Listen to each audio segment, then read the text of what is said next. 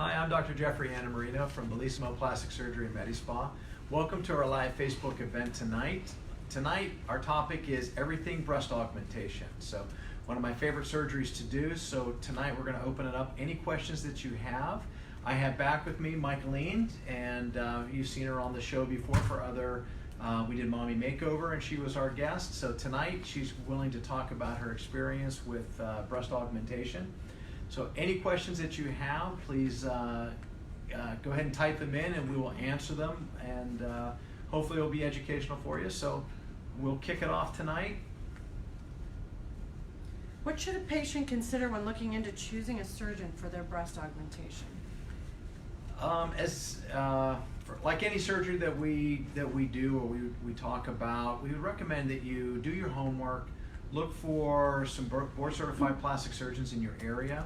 The key thing about any operation, but especially this one, is to be able to sit with somebody, convey what you are unhappy about, what you want, what your goals are, and so that way you and the surgeon can be on the same page, because this one you really have to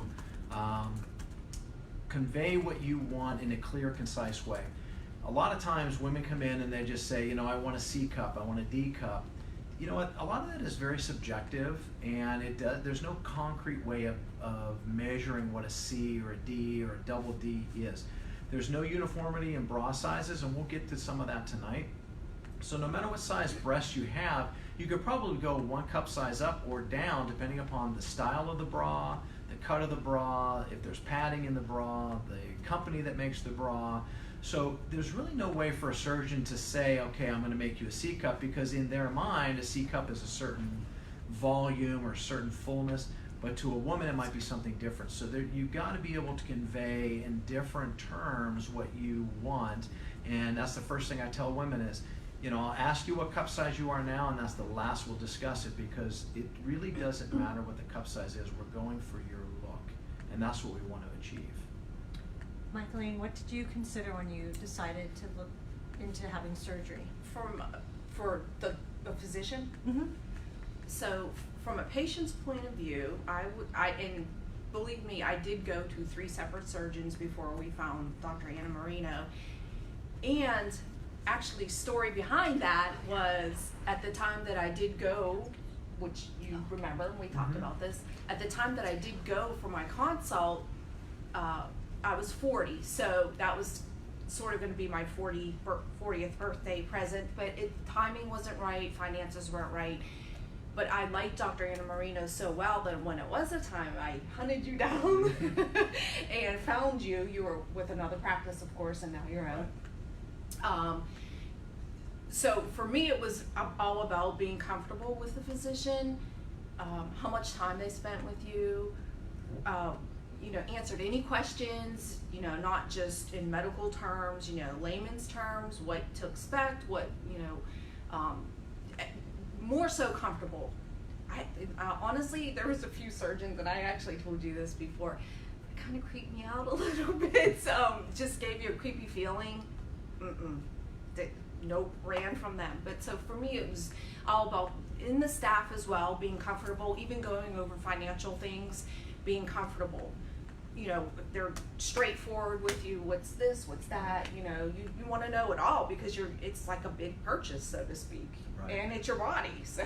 Right, and this is a sensitive area for a lot of women. There's a lot of anxiety about the shape and size of a woman's breast. So I think what I try to do is be very personable with ladies, and you know, and just kind of hear them out. And you were. Well, I appreciate that, but I think that's what you have to connect with the surgeon, and you know, whoever that is. Remember, you're doing it for yourself, not for the surgeon. So if you feel uncomfortable with the surgeon, or you're afraid to ask those questions, then it's probably not the right person for you, and you need to keep looking. Timing is everything, and there's really no rush behind it. You shouldn't feel rushed during your consultation. You shouldn't feel rushed to make a decision, and you shouldn't feel, you know, obligated to make a decision either. I mean, it really should be, my feeling about the consultation should be, you know, the surgeon and the patient are exchanging information, ideas, options, talking about them openly and honestly.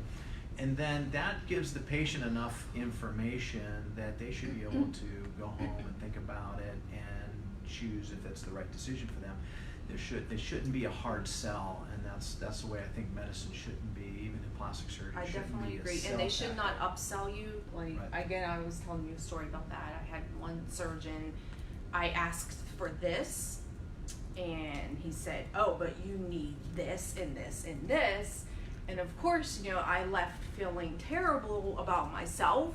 Like, I didn't know I needed that. Do I really need that? Well, no, I didn't really need that. It was, he wanted to do that in his mind or what have you. So it shouldn't be if that's a correct term, upsell, for something else when you're coming in for something else, you know, one thing, and they try to get you to do something else. But from a patient's perspective, I would say comfortable. Of course, you're going to look for a board certified plastic surgeon. That's a given.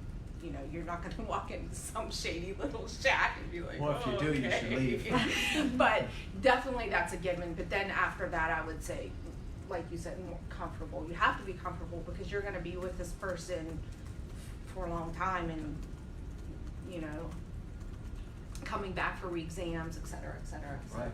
And yearly or every other year. And if there's visits. a problem, you don't want to be afraid to call or say, I'm having a problem, like, help me, or what, you know, that's important. So did you consider the office environment? Did you consider where you would be having surgery? Were all those things going through your head at the time, or was it something you were focused on the surgeon and then the rest fell into place? I would say at the initial consult, it was more so what could be done.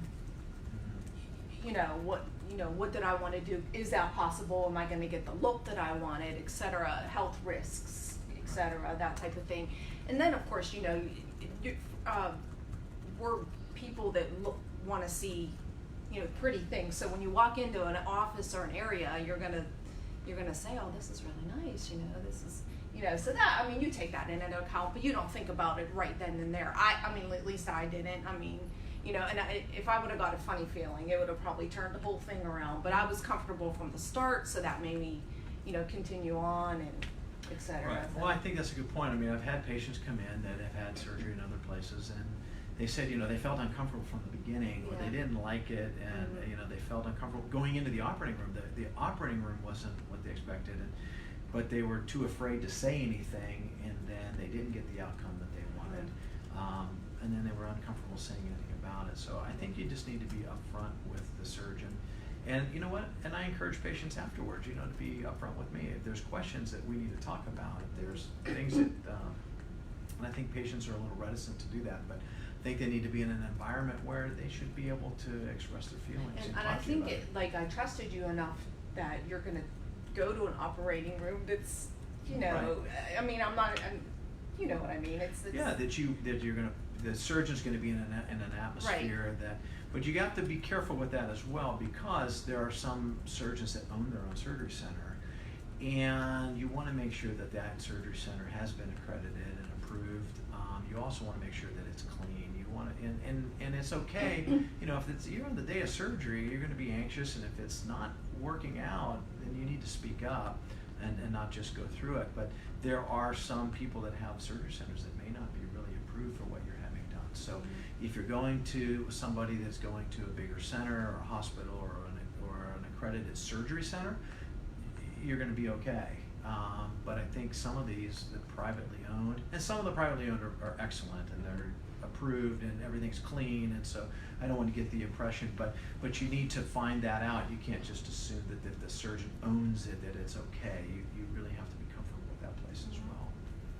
Are there any preparations or precautions a patient should take before the surgery itself, when they're considering surgery? I think most of the patients that when you come in, that's one of the things that the surgeon's looking at is your past medical history, your surgical history, your medications, allergies, all of that stuff, and they should go through that and check everything out. I think the biggest thing is you need to be upfront with the surgeries that you've had. You need to be upfront with the medications that you're on, regardless of what they are, because that can have an outcome, or it can be a problem if you're undergoing anesthesia. You want to make sure that the surgeon and the anesthesiologist that's going to be in charge of you, putting you to sleep, knows what medications you're taking, so that precautions can be taken. But most of the patients that we have that are undergoing a breast augmentation are healthy otherwise, and it's usually not an issue. One of the big questions is, do I need preoperative testing? The majority of women do not. It just depends upon your past medical history and maybe some of the medications that you're taking. But augmentations are really for just about any age. Women that are 18 years and older. I've had patients in their early 70s getting augmentation for the first time. So it can be as long as the patient is in good health. I think ladies that are younger than 18, when you're doing it for an aesthetic situation and as a cosmetic situation, then 18 and older, because you want to make sure that your breasts are not still developing or changing. But there are some ladies that come to us earlier that are 16, 17, and they're having other issues, development issues. And so now you're looking at a different situation where it's more of a congenital problem, development problem. So you're looking more at a reconstruction. Even on those ladies, we really want you to wait until your breast development is completely stabilized, because you don't want to do something and then your breasts change and now you're undergoing a second surgery. So most of the time, the good rule of thumb is 18 years or older. However, if your breasts are still changing at 18, then you should probably wait until the breasts are stabilized, and then you can really, the surgeon has a better evaluation for you. You mentioned lifestyle and sharing medications and things. What about smoking or alcohol? Is that a consideration when? Any surgery that you have, it's best that you're not smoking. The more dissection that you need to do during the surgery, certainly facelifts, facial surgery, eyelid surgery, where it's more delicate. The smoking impacts blood flow, and so for proper healing, you want the best blood flow. In an augmentation, I like ladies to stop smoking. Alcohol really isn't too much of an issue. I don't want you drinking the night before, 2 nights before surgery. But if you're just a casual or social drinker, it's usually not an issue for that. But smoking was really what we worry about, because it impacts. Now, people that are trying to quit smoking and you're on the nicotine patch or you're chewing the gum, remember, it's the nicotine that causes the constriction of the blood vessels. So even if you're not smoking but you're using those products, you're still getting decreased size of the blood vessels, so you get less blood flow. So that's still not an option. It's best not to be smoking. I want to talk a little bit about the procedure. Janet writes in, do you ever use mesh, and is mesh dangerous? I keep hearing about mesh internal bras. I do not use mesh. There was a mesh that came out a few years ago. I do not use it. I think I do use something called alloderm, which is human dermis, or something that is more of a pig dermis, but I use it mostly for reconstruction, and that's pretty well used across the board. And I discuss that with the patients, but I don't use the internal bra for an augmentation. There are patients that have had issues with implants, either slipping out of the pocket, and so sometimes alloderm or the other word is stratus, like the pig dermis, the human dermis, can be used as a sling, and that is incorporated so your blood vessels can actually grow into it. The mesh has had issues in the past. The certain types of mesh have had issues with infection and not being incorporated very well, so I've stayed away from those. And that's just my personal feeling. I know that some doctors use it. I've just avoided it because I know that there have been issues with it. Can you talk a little bit about the procedure itself? We'll get Michaeline's side and your side. So I'll kind of tell you the technical side, and I'll let Michaeline tell you the post-op stuff. But basically, it's done in the way I do it. I do it under general anesthesia, which means you're fully asleep. I like it that way because I always put implants under the muscle, and we can go through that for various reasons. But I tell patients when I first see them, I have 3 non-negotiables. The size of the implant. I do not let women go outside the width of their breast as far as the width of the implant. So I'm very adamant about that, because as implants get larger, they get wider. And if your breast is 12 centimeters wide, if you have an implant that's 14 centimeters wide, that's not going to work well over time, and the lady's going to have more complications. locations. So if your breast is 12 centimeters wide, the implant can be 12 centimeters wide or less.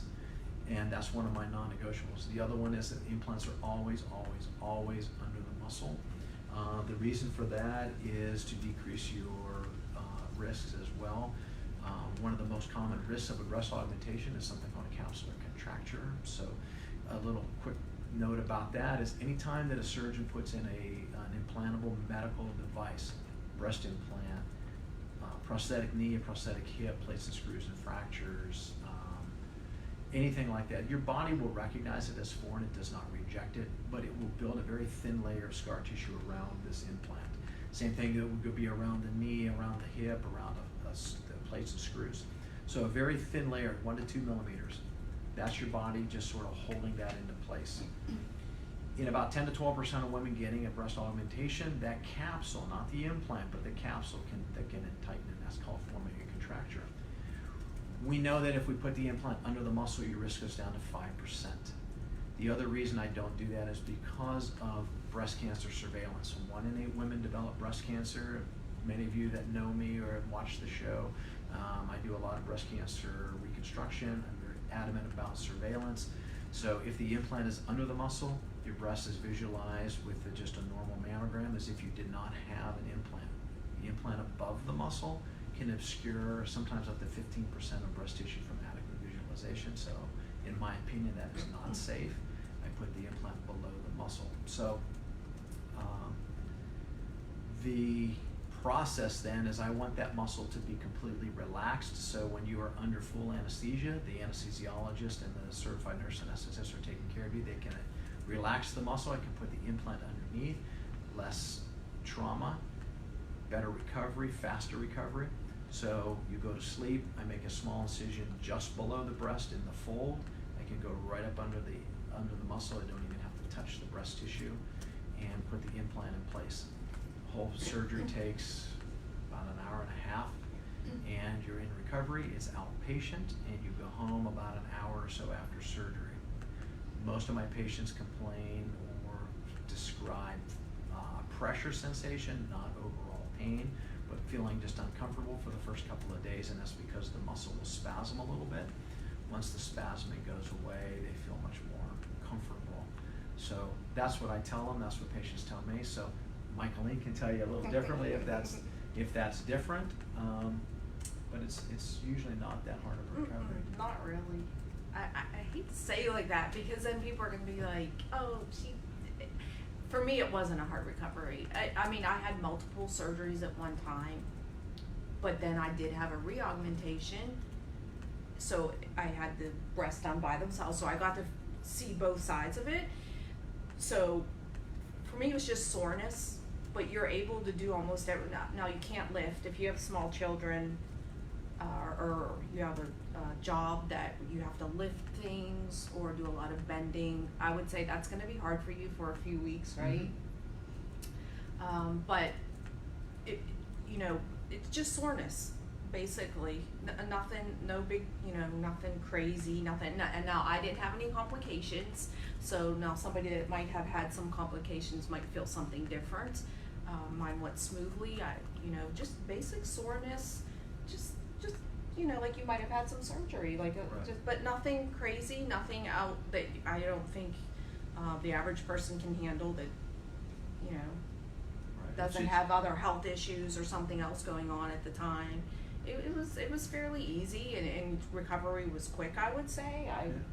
Most ladies, if you're at a sedentary job, most women are back to work in about a week. Yeah. If you do, like Michaeline was saying, if you have a job where you're lifting, and then it might be a little bit longer, and that's why we talk about that, whatever your job I sat at a entails. softball field in freezing cold weather, which made it easier because I had a big coat on. Yeah. But I was able to go and sit for 3 hours at a softball field at the end of March, and I went back to work probably that week. I probably went a little sooner than you wanted me to, but I do a lot of desk work. I have heavy charts. I work in a medical office, so I didn't lift anything, but I did sit at the desk. I answered the phone. If I had to get up, if I had to do something, I did it, but it was nothing held me back. Or Right. Yeah, you're not bedridden, you're not down and out. I don't let anybody exercise for about for the first 3 weeks, and then at that point you can get back to just about every exercise you want, except for impact things: running, jumping, jogging. I don't let you do that for 6 weeks, and then nothing across your chest. So no exercise. I mean, no push-ups, no yoga, Pilates for about 6 weeks. But at 3 weeks, you're back to. No, just no, about- I didn't have drains. Again, I've had other surgery with the first implant, so I had drains elsewhere, but not in the breast. Do you do drains in the I don't. breast so that women need to be? I don't. Even if I do a lift with the breast implant, I don't use drains. I do it for breast reductions, but I've never. I can't even remember the last time I put a drain in around for an augmentation. I certainly do it when I do a mastectomy and breast reconstruction, but mostly because of the So mastectomy. then that you for sure could go back to work with normal clothing and Right, and like so there's no one will nothing even that you need to know. hide or. Right. Was there anything that was a surprise for you? No, not really. I mean, everything that you described, I expected it. prepared. Yeah, I was prepared, and I expected it, and actually, I thought it went pretty well, and I actually thought I recovered pretty quickly. Yeah. Considering, especially with the all multiple the other surgeries, and then surgeries. when I did have the re-augmentation, I felt like it was so easy. Can I ask why you had the re-augmentation? Sure, can I talk about that? Absolutely. Okay. I had one implant that was sitting high, Mhm. which we all want, Mhm. but is from what I understand is not proper. Right. But I did have one implant that was sitting high, so Dr. Anna Marino, I had to go back in and refix the pocket. But while he went in there, I went bigger and got a different shape of implant, I believe. Correct? Right. So Okay. they, the nice thing is the other implants, the little bit fuller implants had come out by then. So it allowed me to go a little bit bigger with you because it's a little bit more narrow. But that is one of the things that can happen. That pocket heals, and one of the implants, it can be a little bit high. It doesn't happen very often. It's about maybe 1% or less. Michael Ian was just special. And so sometimes you have to go back in and do a minor operation to release that fold and bring the implant back down. But there are some newer style implants out now that I really like, and it But really but that shifts. didn't deter me or anything. Like I didn't feel like that was a problem that we had to do that. It was we waited a whole year after just to see if that implant would settle, Right. and because it didn't, it went back in. But it just allowed me to get Go bigger over. implants. So it was a positive for me. Yeah, and then the 'cause a lot of it recovery, settles out the 6 to 9 recovery months. was like nothing. I mean, I just felt sore again. I just felt, and you wear a funky bra for a while, Mhm. which isn't really all that. A sports attractive. bra, or what do you mean? It was like a medical. I don't know what. Right you, afterwards, I usually Yeah. put you in that like a For a post-op little bra, bit, and then- about the first few days, and then a sports and then I bra let you can wear a wear sports after. bra. Yeah, and it, So if you most are of the going women- anywhere like fancy Yeah. schmancy, you're gonna have a nice sports bra underneath your clothes. Yeah, and it's but you wear the sports bra for about 3 to 4 weeks. Usually about that third week, if you're going to go out, then I let you wear a different bra for a little while. It's just where I put the incision right in the fold. That's the reason I kind of stay away from the regular bras, is because most bras now have an underwire, so that can push right on the incision and you'd be a little bit more uncomfortable. But for a few short hours, it's fine. I've had ladies that are out a week to 2 weeks, are going to a wedding. They need to wear a strapless bra or a different. I was telling them that's fine. You do that for a few hours, you're not going to damage anything, but you'll start to get a little bit uncomfortable on it because the sports bra is just And better. just a little added note for the incision, since I had it redone again. The incision was right in the same spot, so I don't have a second scar. I don't know if that would be a concern for anybody, but it was just a little added note. Do you have a scar? I do have a scar, but you can barely see it. If you have I a wouldn't bathing even- suit or a Oh, bra, God, no. can you see it? Oh no. I mean, you really. I mean, there's only one person that's gonna see it other than me, unless you have a job. I mean, that might be a concern for somebody that's a model or does nude things in the nude or what have you. I mean, that might be a concern for them. Right. But even then, it's so small, and if you heal properly, it's flat and almost colorless. Well, that's I mean, why I I don't like have. to, I mean, that's why I like to put it in the fold, because even without your shirt on, you can't see that incision. You have to lift your breast to see it. Yeah. So the other ways of putting it in, some people still use the armpit, which I don't like, or going through the nipple area, which again I don't like, because you have to go through the breast tissue. And you can actually, because of that scarring, you can actually get a contour deformity. So I saw a lady today, had implants done a number of years ago and needs to have a reaugmentation, and now has some contour deformities just below where the incisions are, right at the areola. And so it's hard to fix that afterwards. So if you stay away from, in my opinion, you stay away from that, you don't really scar up the breast tissue because you can go right into I would say it's nothing more than like a scrape, like you scraped yourself, but even if that, I mean, there's nothing. They tend to heal nicely. I have a question from Peggy. She has had implants over the muscle for 20 years and works out with heavy weights for her chest. You still will not put over the muscle in someone that's had no problems?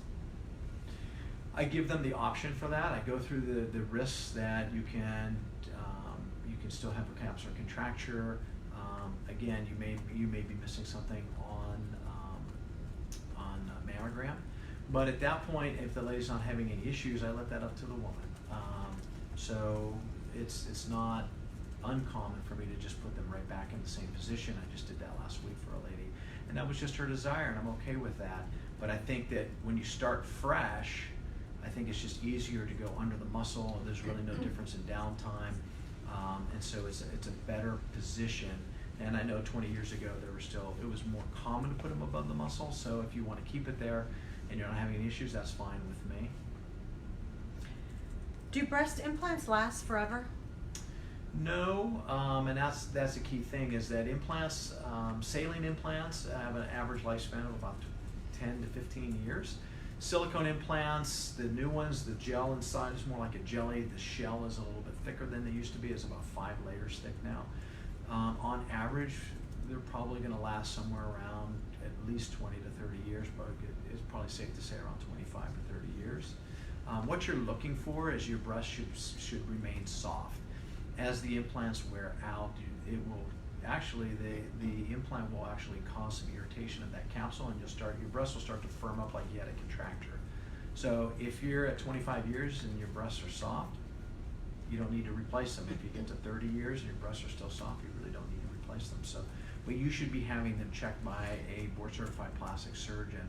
My recommendation is I like to see my patients every year or every other year. I get it, people are busy, and to come in, I can see that can be kind of a hardship sometimes. But especially after the 10-year mark, you do not have to have implants replaced every 10 years. I know there's some stuff on the internet that patients tell me about. You do not have to do that unless you're having problems with them. But after 10 years, I would strongly recommend at least every couple of years having them examined, because the surgeon knows what they're looking for.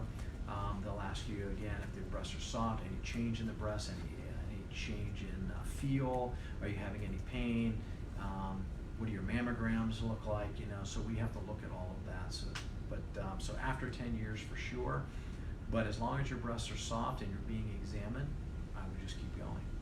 How long does it take for the implants to settle in technically? Well, there's sort of this myth out there that the implants ride high at first and then move down. They can heal a little bit high, but it shouldn't be more than a few millimeters. So what ends up happening is that any scar tissue, and that's how humans heal, is by scar tissue. The timeline is the first 6 or 8 weeks that you're healing from a surgery or a trauma, it's all scar tissue. So any incision that you've had, in this case we were talking about the capsule around the implant is scar tissue, the incision is healed by scar tissue.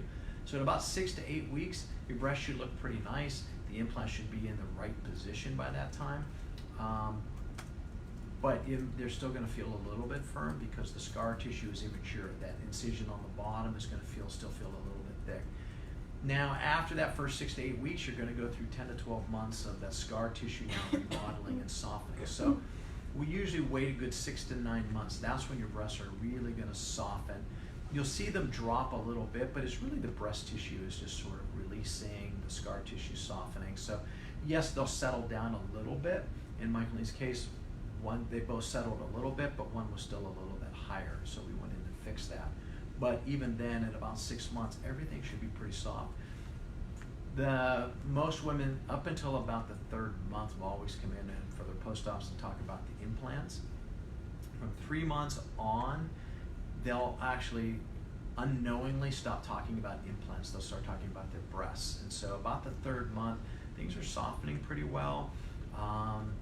Psychologically, your brain even has forgotten at that point that you even had the surgery. So, you know, now they've become your breasts, and that's what you talk about. My breast might be this, or my breast might be that. It's not, what are the implants doing? And certainly by 6 months, nobody really talks about their implants anymore. They talk about my breasts are soft, my breasts are this or that. So it's kind of fun to watch that transition. But every woman goes through it at the beginning. It's always about the implant up until that 3rd month. Does breast augmentation affect a woman's ability to breastfeed? Great question. So the incision definitely will have some impact. It's one of the reasons I do not use the incision around the areola, because again, it's the connection of the breast tissue to the nipple. Those connections or ducts are what you want to preserve. So we always talk to women that any surgery on her breast, whether it's a biopsy, a lumpectomy, a breast reduction, a lift, or an augmentation, can impact. Now, if I make the incision in the fold and I go up underneath the muscle without touching the breast tissue, chances are it's really going to have a very, very small effect on your ability to breastfeed. That being said, about 70% of women can breastfeed, 30% cannot. So a lot of ladies that come in before they've been pregnant, we're not sure if you're in the 30 ballpark or the 70 ballpark. It can affect you. I've had lots of women that I've done this on go on to be pregnant and breastfed, but you may not be able to breastfeed if if you've never had surgery on your breast. There's about a 30% chance you wouldn't be able to anyway. Now, do you do both saline and silicone implants? I do. I prefer the silicone implants over saline. I think they're much more natural in feel. When everything is healed, you will not be able to feel that implant. So it just feels like natural breast tissue. They last twice as long on average than a saline implant. They are safe. The gel inside is nowadays is more like a jelly than the older implants that were more like molasses. So if a woman has issues of rheumatoid and things like that, then we would just use the saline implants. But preferably, I like the silicone implants over the saline. Is there anything you'd like to add as we close out this breast augmentation conversation? Yes, don't hesitate. If you do the surgery sooner than later, that is my regret. I wish I would have done it sooner than later and not wait. Not worried about, now obviously if you have a family and you have a job that you can't leave, or you have children that you're not going to have help with, that's going to be an issue. But if you can get past all that and you can grab a credit card, do it sooner than later, because you won't be sorry. That's my only regret of all my surgeries. That you not doing. I wish I would have done it when I first saw you, instead of waiting 4 years later to do it. You can enjoy it more. You feel better about yourself. It's just a positive all around. So that would be my only regret and my advice. All right, well listen, thank you so much, and I hope we answered some questions for you. We're going to come back in August 27th for another Facebook Live. We're going to be talking about our brand new Tetra CO2 non-ablative laser at that time. I'm very excited about it. We just purchased it, so it's going to be a terrific addition to the practice. So we're actually going to do some demonstrations, so please join us. Again, I want to thank Michaeline, because she comes in, she volunteers her time. I like it because she just tells it like it is. She talks open and honestly about having to go back in. So, I want people to know that that's a possibility. So again, thank you. Any other questions, please let us know, and we'll see you next month.